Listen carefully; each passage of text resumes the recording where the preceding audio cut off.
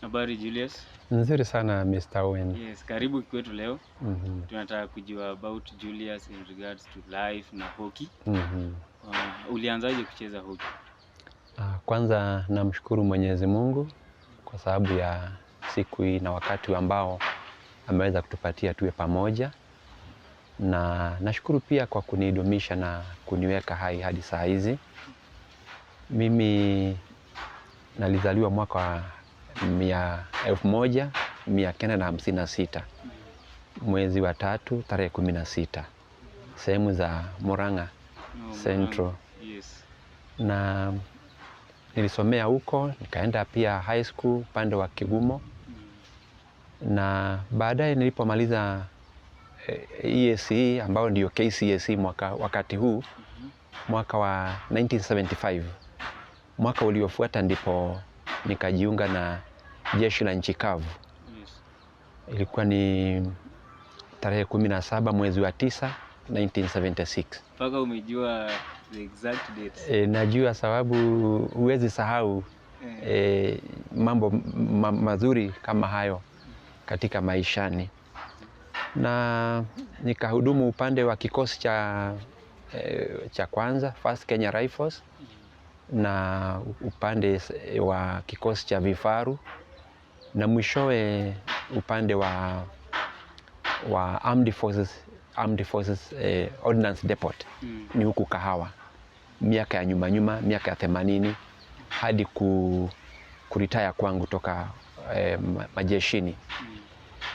So nikiwa huko kuna mambo mengi, training ilikuwa nyingi na hali ya kikazi, na pia huko kuna sehemu pia ya muhimu sana upande wa michezo.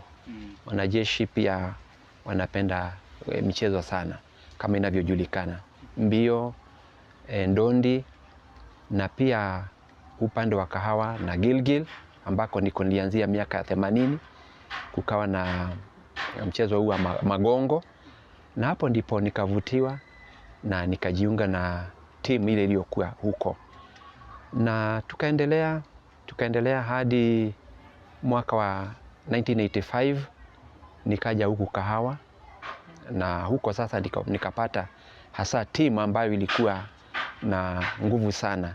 So hiyo timu ilikuwa inaitwaje? Ilikuwa inaitwa Kahawa Garrison. Kahawa Garrison, na kulikuwa pia na timu ingine ilikuwa na kali sana pia, Kenya Navy na Engineers Thika. Kwa hivyo hizo ndizo timu ambazo zilikuwa sana zina umaarufu wa mpira wa hockey. Na kwa sababu sasa nilikuwa napenda michezo, na nikajiunga na timu hapo Garrison, tukaendelea na hadi kustaafu kwangu. Lakini miaka ya 90 hapo karibu mwisho wa miaka ya 90, hockey ni kama ilikuja kudidimia, na ikawa, lakini haikudidimia vivyo hivyo, ni sababu kulikuwa na Armed Forces team na wachezaji maarufu sana wanaojulikana, hasa yule ambaye ni Kenya Hockey Union President, Lieutenant Colonel Randiek. So mlikuwa mnacheza? Tulikuwa tunacheza pamoja nao. Na wengine wengi ambao wengi ni makocha mahali fulani, na wengi wamecheza hata nchi za nje. Kwa hivyo ni vizuri sana, na nashukuru Mungu mwaka jana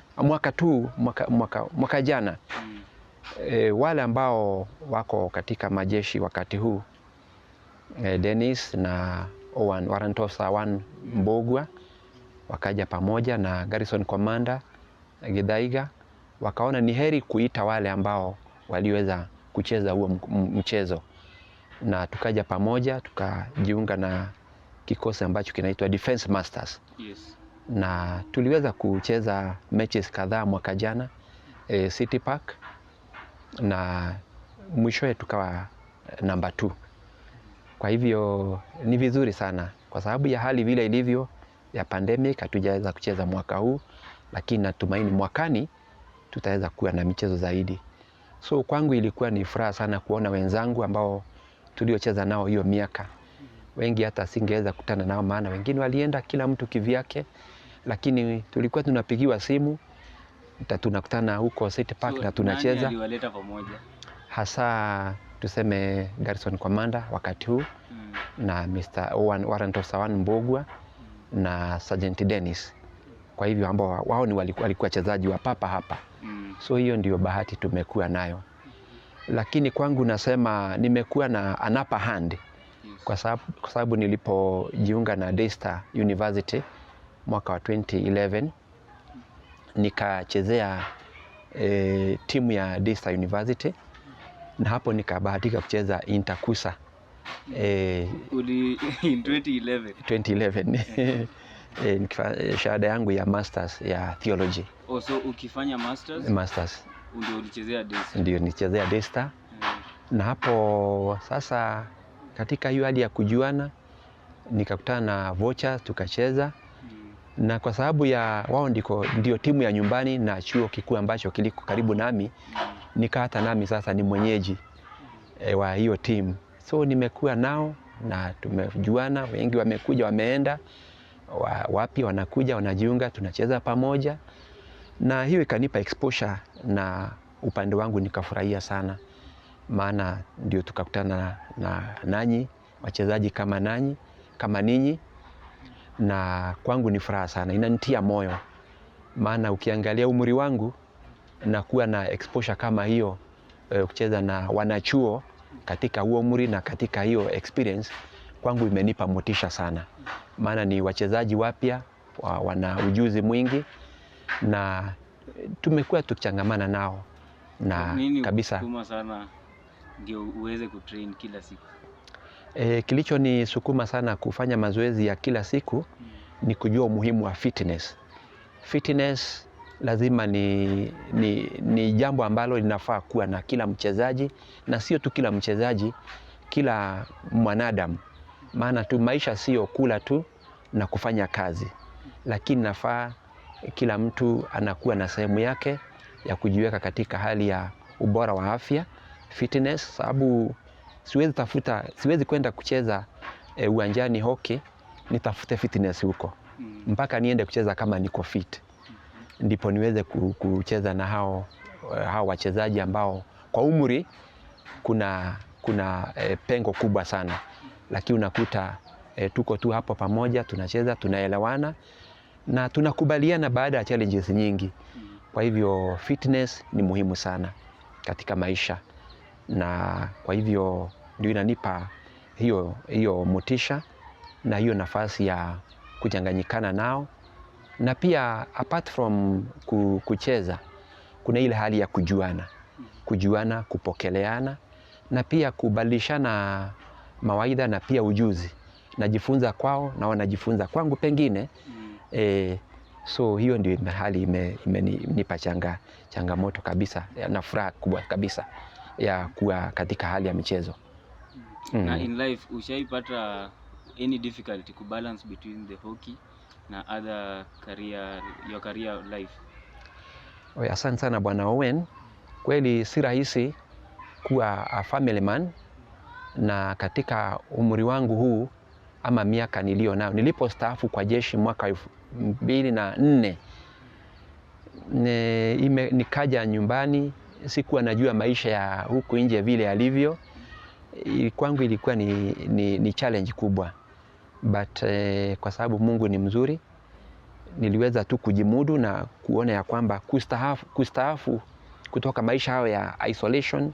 Maana wanajeshi wako kivyao, mambo yao wanafanya kivyao, lakini sasa kuja mara moja tena katika nchi hali ingine ya maisha ni changamoto kabisa.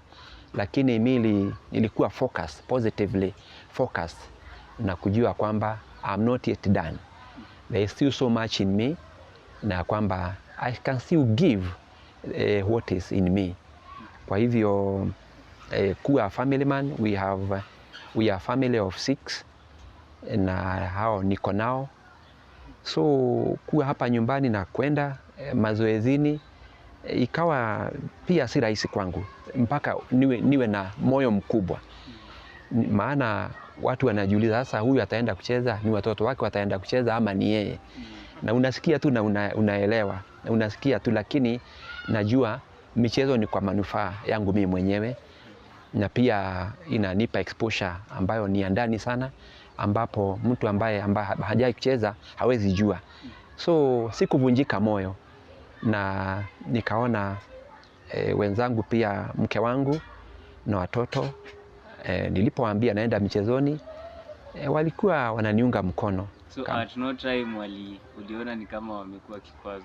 Hapana, hakuna wakati wote kama huo uliofikia, na nataka kuwashukuru sana, maana sasa bado hawajakosa kuelewa ni kwa nini nafanya hivyo, na imekuwa hata wengi wanakuja kwangu kuniambia to train hiyo fitness namna hiyo.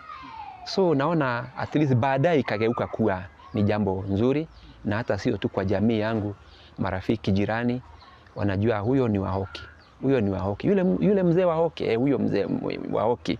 So imekuwa at least imenipa popularity within the surrounding, the neighborhood. So at least hata ninapotembea naona shingo tu zageuzwa, heads turning. Nashangaa nao, naona kweli naenda mchezoni. Na wengi wanauliza, wewe ni kocha ama wewe ni mchezaji? Naambia mimi si kocha, mimi ni mchezaji. Sasa nasema how? Naambia ni hivyo, ni hivyo. Haujawahi jaribu coaching? Bado sijawahi kujaribu coaching, kwa sababu niliona nataka position ambao inanipa challenge zaidi kuliko coaching. Si mbaya, but sijawahi kufikiria wazo langu liende kwa coaching. Lakini kule kucheza kunanipa motisha zaidi. Kucheza hiyo position na ile ingine, naona kwangu ni bora zaidi, nafurahia zaidi kuliko kule kukaa tu. Maana uzuri wa hockey, wachezaji wengi wanaelewa rules na sheria na mambo kama kila mmoja anajua. So unaona coaching tu anaeleza jambo hili ama design hii, wote wanashika, lakini mengi ni individual effort. Most of it is from an individual effort point of perspective. So your normal day ndio train hiyo jioni, how is your normal day? Well, my normal day inakuwa ni very busy, because by 6 mpaka niwe na train nje, narudi kwa nyumba kama saa 3 ama saa 2, na nina vifaa vya kufanyia zoezi, na unakuta nikirudi sasa na nimeanza siku na hiyo, tunakuwa na family fellowship. So at least the day is started and the day is set. So nikingoja tu ni saa ngapi na communicate na wenzangu solo, bado ni game iko kwangu nasikia furaha sana.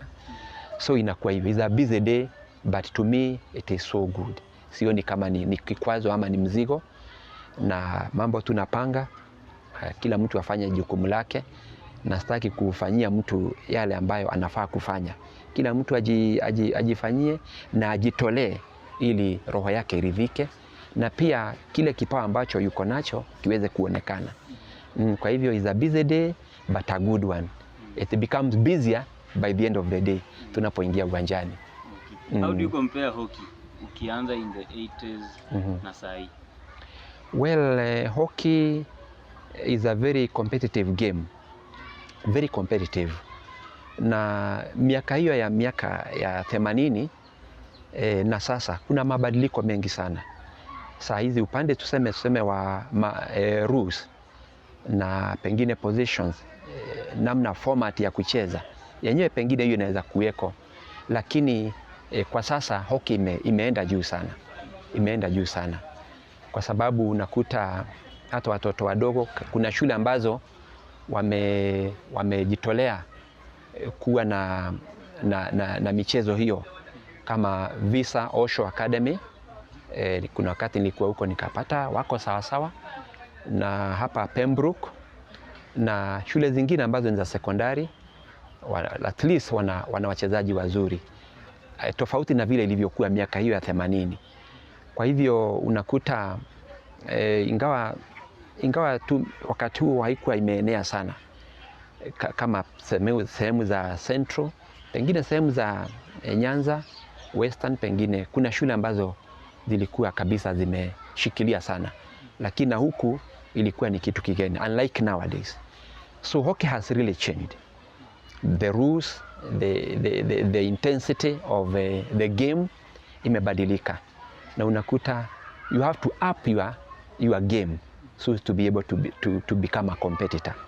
So hiyo tofauti iko, hali imekuwa juu, na pia the objectives of playing hockey nowadays pia imebadilika, maana unakuta wachezaji wengi sasa hawarudi nyumbani tu wakakaa wakasema nilikuwa nacheza. Utakuta wengine wanasema mi pengine niko nafanya na bank fulani ama nafanya na idara fulani, nachezea idara fulani. So imekuwa exposed sana hata nationally, na unakuta hata our national companies wamevutiwa sana na wachezaji kama hao, na wanawachukua na wanawachezea kama club, because it's a hard game, it's a good game. So hiyo tu ndio tofauti iliyoko. Unlike miaka ya 80 hakukuwa na mambo kama hayo. Ni wimbo tu kusema nilikuwa nacheza hockey, but what are you doing now? Niko tu nyumbani. Lakini nowadays tutakuta kwambia niko na chase, cheza na Chase Bank, wengine hivyo. So it's very different. And again, now women have also come in full force. Na unakuta kuna timu ambazo zinapangwa na zinashiriki na wanafanya vizuri na wana perform. They also face the same good opportunities. Wanakuwa absorbed, hawapotelei tu kama vile miaka ya zamani. Na hiyo ndio tofauti iliyoko, naweza sema. Recently, Telkom withdraw their sponsorship deal.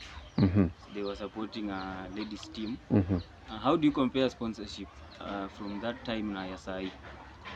Well, wakati huo, nyakati hizo pengine hata hali ya uchumi na pengine ulikuwa chini kuliko vile ulivyo, hata kama kuna challenges.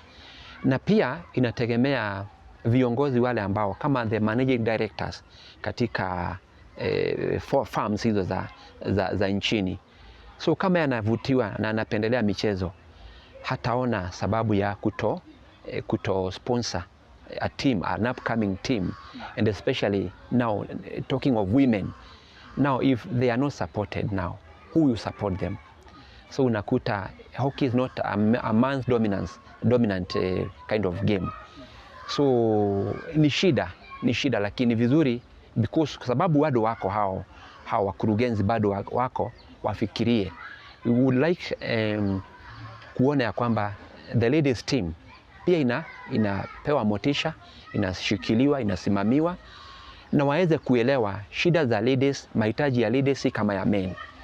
Wajue they have to consider and understand them differently from the way they understand the men. So inafaa wafikirie na waone ya kwamba hawafai kuachilia kama timu ambayo haifanyi kitu. A time is coming and tutafika understanding ya international teams, naone they are supporting their women wholeheartedly and on a full time basis. So inafaa na kuomba tu wale ladies wasife moyo. Kama Telkom withdraw their sponsorship, the other firms and the other companies who will be able to absorb them because they still have the game and the skills in them. Do you think there is anything that the teams should do in that aspect? The teams? Yes. Oh yes, the teams should understand that when it comes to issues of competition, ya kwamba we are not competing against rivals. We are competing against people who share the same skills with me, people who share the same ambitions with me, and who love the game as I do. So hatuta create enmity ya kwamba tumeshindwa na hawa, because asiyekumbali kushindwa si mshindani. So tukiwa na hiyo positiveness of mind na approach katika mchezo, tutapea moral wale ambao wako wanakuja. So teams tuone tunaweza support timu zingine namna gani. Kama in times of issues of transport pengine, what can we do tuchangie timu fulani ambao imehitimu na hawana nauli. What can we, are we in a position to support them financially, wapate transport ya kwenda kama huko. Again, pengine kit. Unakuta kit is an expensive item to acquire, maybe kama goals kit, the goalkeeper's kit. Maybe a team could be having good players, lakini hawana kit, hawana sticks, So what could the teams do? Those teams that are strong enough or well founded na wamekuwa kwa mchezoni hapo kwa muda mrefu, what they can do to up the skills of the other team. Lakini sikusema hawa hawajiwezi, walishindwa kuja, tukawapea walkover simply because hawakupata nauli. So we as lovers of hockey tuweze kujali hizo teams ambazo pengine wana udhaifu wa kinauli ama vifaa vya kuchezea, tuweze kuwa promote na pia kuwapa morale. So now what pushes you, what motivates you in life? Okay, what motivates me in life, first of all, is to know that God is always there for all of us. And my first and foremost duty in life is to worship God and to exalt God Most High and to thank Him. And when I see my fellow teammates doing it, I thank God when I see what they are doing, because every player is an individual. Kila mchezaji ana skills zake. Siwezi cheza kama Mr. Owen ama Bob, lakini utakuta skills za kila mmoja ni ideal, na tunapounganisha hizo skills za wachezaji hao wote kwa team, unakuta we go higher and we go higher. So in fact katika maisha kama nilivyosema, kumshukuru Mungu na kumjua Mungu na kumtumainia yeye. At the same time uwe unaweza kujipenda wewe mwenyewe na kujipa moyo wewe mwenyewe, hata wakati nyakati ziko chini sana, hata wakati kuna challenging issues, ujipe moyo, ujue ya kwamba you are not alone. Even when you are not with your friends or your teammates, you are not alone. God is always there for you, and will always be there with you. So this one and foremost, it keeps motivating me in my life. The other thing is to love my fellow teammates, the upcoming, even those who are in other different types of games. Kuwapenda. I think upendo is the greatest. So to me, I feel good when I feel that I can love someone, I can love a fellow team player or teammate. So that gives me life. And also to love life. Life is large, and when maybe kama Bob alivyosema, when one door is locked, another door is open. So that way you live expectant and hoping that tomorrow will bring a better day than it has been today. Okay, now about the Masters League. How was it? How was the competition in the league? Well, that was a so amazing one, kwa sababu unlike the way we train now, or we have been training, it isn't so with the Masters team, because we don't meet to train. We never met to train as a team, but other than what we did maybe more than 30 years back. But when we come, each one was called from his respective working place or mahali pake, na kuja tunasema, tunakubaliana, wewe cheza mahali fulani, you are better here or there, hivyo. So you have never trained? We have never trained together tangu hiyo miaka. But at least God is good. We were never beaten. We could tie, but we always were winning.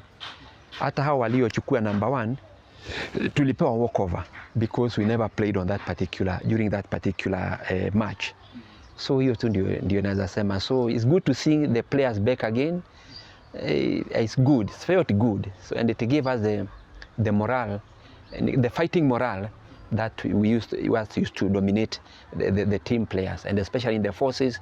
That morale, we are used to building morale. That morale, and fight together as a team. We lose as a team, we win as a team. So that's been so good for us. That's the only experience that is so unique with the Defense Masters team. Who are the players on your side? Well, now it's a big team. If I would have time, maybe I will show you. We have Dennis. We have 2 goalkeepers. We also have another white man in the team who has joined us. And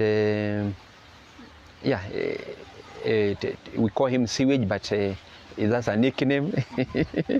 So they are there, and others have promised to come next year. So it's a good team. We are more than a team. The 11, we have subs, about 5 subs, anytime we are called upon to come and play. Others are working abroad, and they say, well, they so much feel they miss the team. They so much feel the team and the competition. But with the time, we understand how they are. But those are there. They're giving their best. We play and we play. The only exception that there are is that is no hitting. There's no hitting. So to be able to control that ball and just push it or just dodge, it has also been a challenge, but it has worked out so well. Okay, to any young player who is aspiring to have a good hockey career, what can you advise?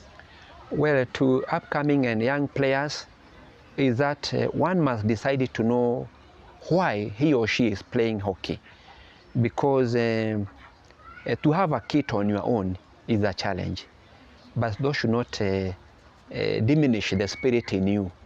Ukitokea uwanjani unaweza pewa hata kama ni stick ambao hukuwa nayo. Bora we utokee, avail yourself, something will be done. Unaweza pewa sub na upewe kijiti. Thereby you learn. Unaweza enda tu ukute mmoja amejitolea amekutunulia kijiti. So availability is one of the first and foremost ambitions that one would have as an upcoming player. The other thing is to try and bond with the teammates. They understand you and you understand them. Kujieleza saa ingine si aibu. So mtu don't shy off from saying who you are, what you are experiencing, where you are going, utaweza kuja kesho. You find always someone who is able to give you maybe nauli ya kuja kucheza kesho. Thereby unaendelea, unajua nani ajua ya Mungu ni mengi. So maybe tomorrow things will change. Kitu kinachohitajika ni wewe mwenyewe, the individual, what you want to give in. Don't be discouraged because of playing with the senior teammates. Learn what you can from them. Then they also see what is in you, and they will always be on your side and will be always there for you. So the idea is not to maybe have so high ambition, because you may not reach there instantly, but with the time you may find yourself umefika hapo. So ni kule tu kujitolea, to build your game, to up your game. Jitolee na uwe na discipline, na utakuta mambo mengine yataingiana. And be patient in life. Patience pays. So mambo haiwezi kuja tu mara moja na ya uwe vile navyotaka, uwe kama fulani. Patience pays, and patience ni kitu cha maana sana. And when you are patient, you also unaongeza pia maisha yako, maana unatarajia unakuwa na matumaini. Na matumaini ni kwamba kile ambacho huna sasa unakiona katika maisha usoni, na Mungu atakufikisha hapo. So usife moyo, jitolee, changamana na wenzako, jieleze, wakujue na pia naye uwajue, na tuheshimiane. Yes. Asante sana Julius kwa kwanza kukubali